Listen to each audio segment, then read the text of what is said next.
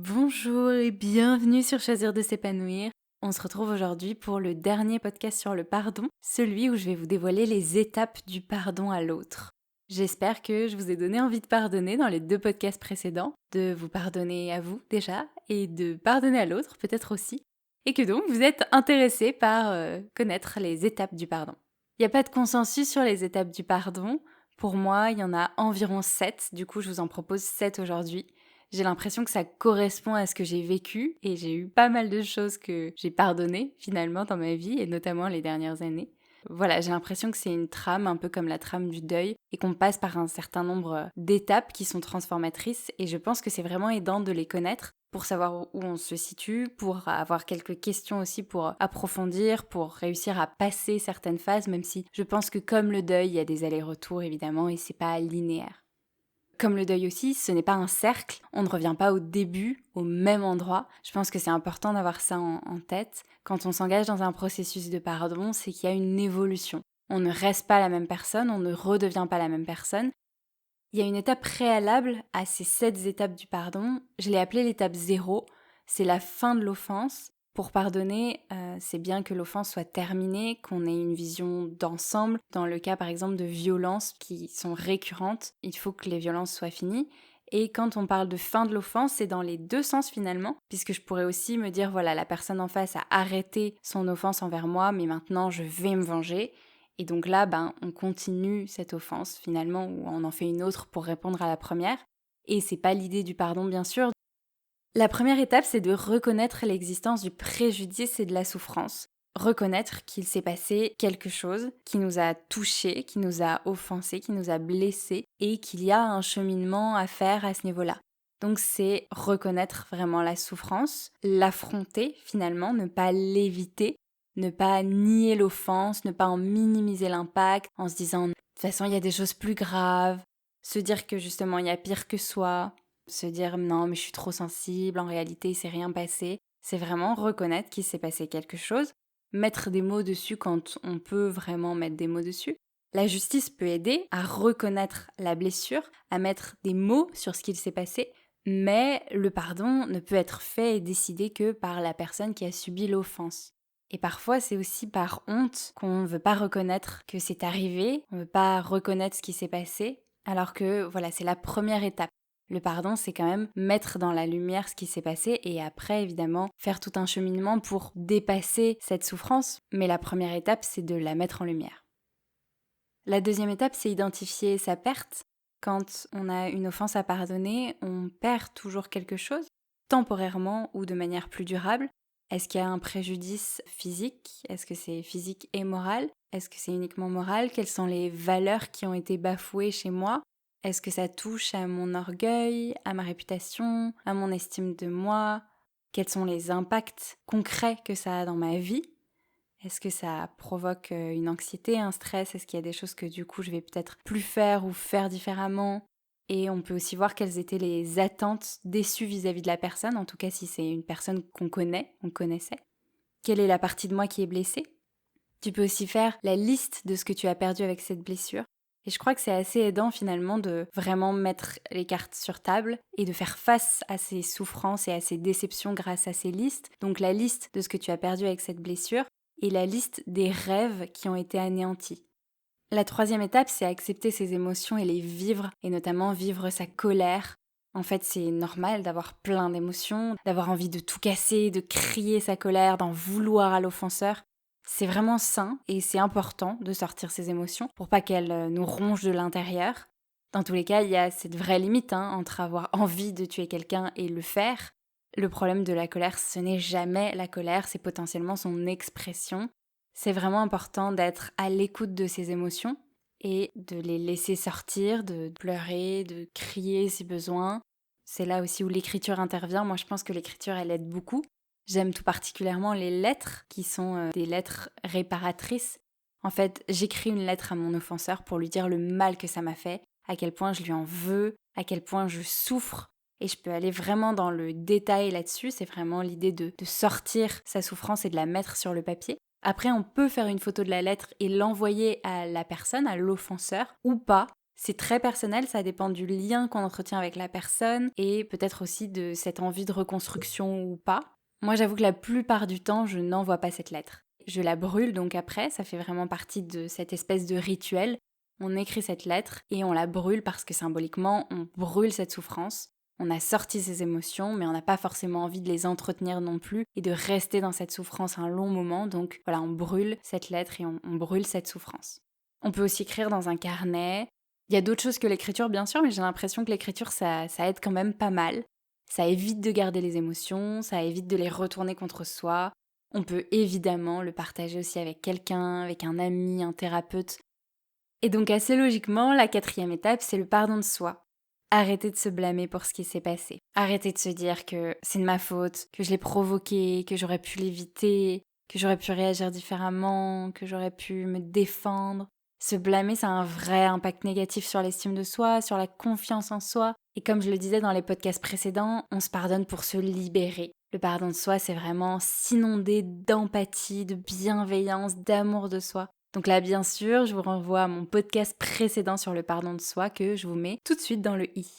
Donc voilà, ça c'est vraiment pour la première grosse partie. Moi, je considère que ça se passe un peu en 2 parties. Il y a finalement cette première partie où on reconnaît qu'il s'est passé quelque chose, qu'il y a une offense, on met des mots dessus, on identifie tout ce qu'on a perdu, sa déception, et on voit tout ce flot d'émotions arriver, et on les vit, et à la fin on commence à les gérer et à s'apaiser avec le pardon de soi qui est vraiment déjà une première grosse étape et une première grosse libération. Et après, on va dans cette partie 2 qui est plus tournée vers le pardon de l'autre finalement. La 5e étape, c'est ressentir de l'empathie pour l'offenseur. Alors je sais, cette étape, elle est vraiment pas évidente et parfois on n'a vraiment pas envie, même pas envie d'essayer et c'est tout à fait compréhensible. Et c'est pour ça que je vais aussi vous donner des questions qui vont un peu aider. Mais en tout cas, c'est vrai que malheureusement, dans le cheminement du pardon, c'est quand même une étape qui est assez essentielle. Quand je parle d'empathie, ce n'est pas excuser l'offenseur ni s'identifier à lui.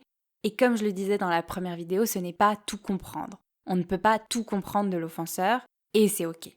Mais c'est déjà prendre la personne dans sa globalité et accepter de chercher l'intention positive de l'offenseur. Puisque l'offenseur a sûrement agi pour lui combler un besoin à lui et pas forcément pour nous nuire. Comprendre ce qui a motivé l'offenseur, donner du sens et essayer de voir au-delà parce que on vaut plus que nos actions. On a tous fait des choses qu'on regrette, où on espérait que la personne en face allait nous pardonner, où on avait une bonne intention, ou en tout cas pas une mauvaise intention. Des questions qui peuvent aider. Qu'est-ce qui a poussé l'offenseur à commettre l'acte ? Repenser aussi à la vie de cette personne et à la vie qu'elle a eue en grandissant. Parce que ça peut donner des clés en fait, sur ses manques, ses carences, affectives notamment. On peut même se demander quelle blessure psychologique la personne pourrait-elle soigner. Alors, blessure psychologique, ça fait peut-être un peu énorme, mais peut-être que la personne a un problème avec le rejet, peut-être qu'elle a vraiment très peur du regard des autres et que donc parfois elle agit de telle manière pour éviter certaines situations où elle pourrait se sentir honteuse. En fait, on est tous différents, donc inévitablement se plonger un peu dans la personne, dans ses schémas de pensée, dans son parcours de vie peut aider à mieux cerner, mieux comprendre pourquoi elle en est arrivée là finalement. Et une question que moi j'aime beaucoup, c'est quelle pression ou contrainte supplémentaire cette personne subissait quand elle vous a offensé. C'est une question que je trouve très intéressante et finalement quand je me suis penchée sur les plus grandes offenses de ma vie, sur ce qui m'a occasionné le plus de souffrance, je me suis rendu compte que très souvent la personne était dans une période qui n'était pas évidente pour elle. Et très souvent quand on subit une offense, on est quand même un peu focalisé sur soi, sur la souffrance, pourquoi elle m'a fait ça, c'est horrible, et on voit pas forcément d'où la personne partait à ce moment-là.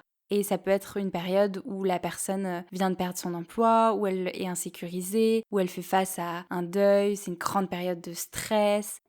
Et j'ai l'impression que quand même très souvent ça concorde. Donc c'est déjà une piste pour développer un peu d'empathie, pour se dire ah bah tiens, c'était quand même pas une période qui était évidente pour elle.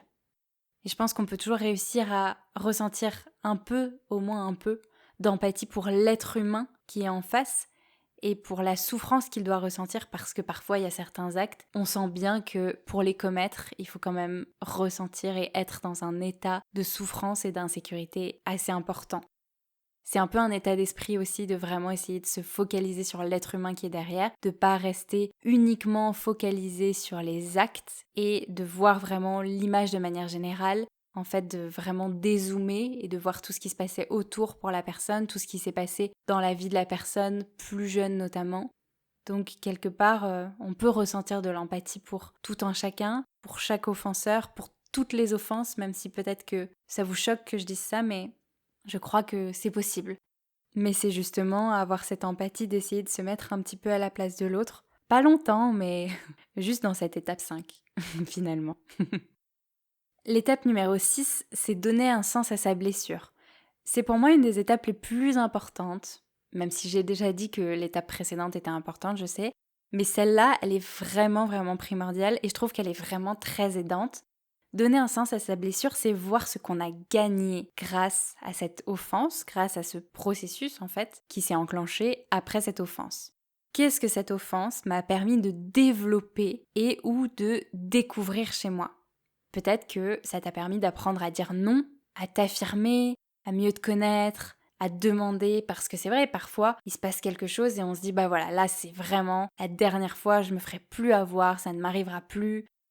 Qu'est-ce que j'ai appris de cette expérience? Le pardon, ça entraîne une évolution, on va réorganiser sa vie, en tout cas pour les gros pardons, c'est clairement le cas.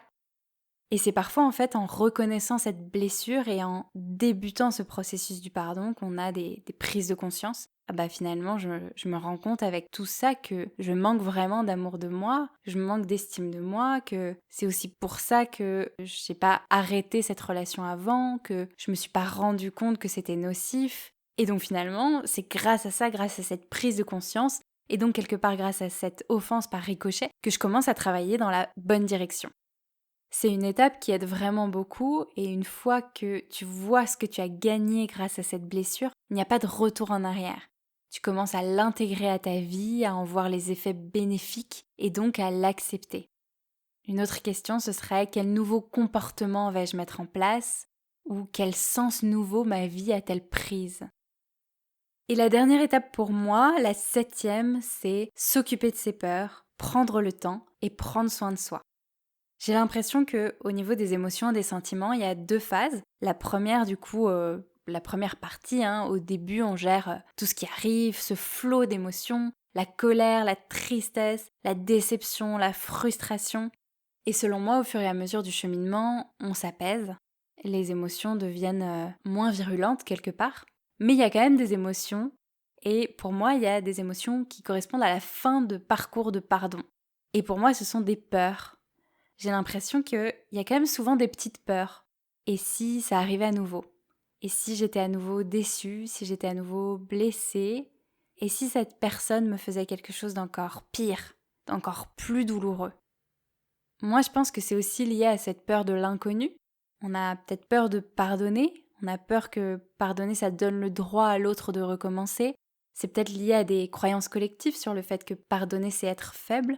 Je pense que c'est à cette étape aussi qu'on décide si on souhaite continuer la relation avec l'offenseur ou pas. Reprendre la relation, la reconstruire, ou l'arrêter, ou encore la suspendre. C'est aussi pour ça qu'il y a ces petites peurs, peut-être ces petits doutes, ces hésitations.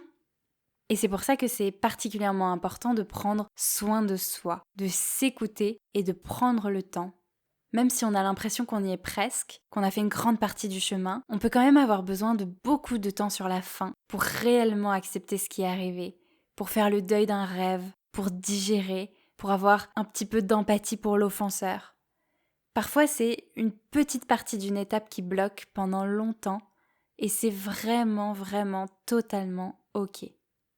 Donc le temps est vraiment important pour moi, même si je pense que le temps ne fait pas tout et qu'effectivement le pardon nécessite une démarche consciente, une envie de s'engager sur le cheminement, de se confronter à ses émotions. Moi je pense pas qu'on se réveille un matin en se disant « Oh bah ça alors j'ai pardonné à cette personne alors que j'y avais même jamais réfléchi ». Par contre je pense que certaines offenses nécessitent du temps pour digérer, pour accepter, pour vivre toutes les émotions. Mais déjà, il y a ce choix de ne pas se venger et d'aller plutôt sur le chemin du pardon. Quand on a pardonné, il n'y a plus de culpabilité et on revient dans la vie et il y a beaucoup plus de « Ouf, je respire » quoi. C'est beaucoup plus serein, c'est beaucoup plus fluide. Et moi, je crois que la fluidité, c'est vraiment un mot qui me parle dans le pardon. C'est de sentir que ça circule à nouveau, qu'on est à nouveau plus léger, qu'on peut de nouveau avoir des interactions avec cette personne, qu'on peut à nouveau parler de ce sujet et qu'on construit, qu'on reconstruit sur ces fondations-là qui sont à présent là et qu'on voit, qu'on ne nie pas, qu'on accepte et qu'on intègre tout simplement à sa vie.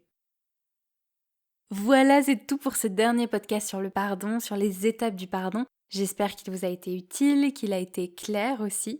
Comme toujours, je mets le lien de mon site internet Choisir de s'épanouir directement en barre d'infos. Comme ça, si tu as envie de regarder mes articles ou que tu as envie de prendre rendez-vous avec moi pour un coaching découverte gratuit, tu peux le faire directement. On se retrouve dès la semaine prochaine pour la première vidéo du mois de mars, celle où j'annoncerai le thème du mois de mars.